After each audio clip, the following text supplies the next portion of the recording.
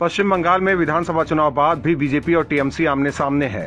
बंगाल में चुनाव जीतने के बाद भी ममता बनर्जी बीजेपी से पंगेबाजी नहीं छोड़ रही हैं। वहीं ममता को जवाब भी उसी अंदाज में मिल रहा है।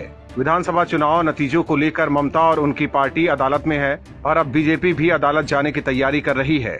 बंगाल बीजेपी के अध्यक्ष दिलीप घोष ने कहा कि बीजेपी उन सीटों को लेकर जहां हार का अंतर बहुत कम है, उसको चुनौती देने के लिए कोर्ट में याचिका दायर कर सकती है। दिलीप घोष ने कहा कि याचिका दायर करने को लेकर हमारा कानूनी प्रकोष्ठ सभी विकल्प को तलाश रहा है। हम चुनाव याचिका दायर करने की योजना बना रहे हैं।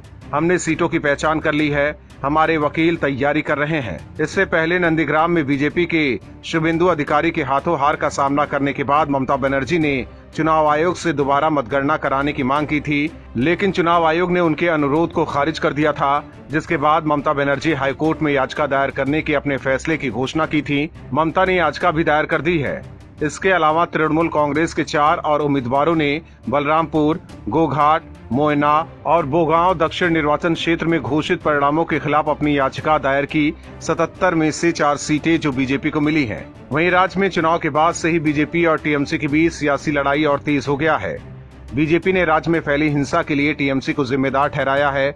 वहीं राज्यपाल जगदीप धनखड़ और ममता बनर्जी भी आमने सामने हैं। बंगाल के हालात अभी ऐसे हैं कि ममता एक साथ बीजेपी और राज्यपाल दोनों से भिड़ी हुई हैं और इन सब के बीच पिस रही है बंगाल की जनता, जिसने वोट देकर ममता बनर्जी को मुख्यमंत्री बना दिया है। Bureau report, OMH news. और भी वीडियोस देखने के लिए चैनल को सब्सक्राइब करें और बेल आइकन को दबाएं।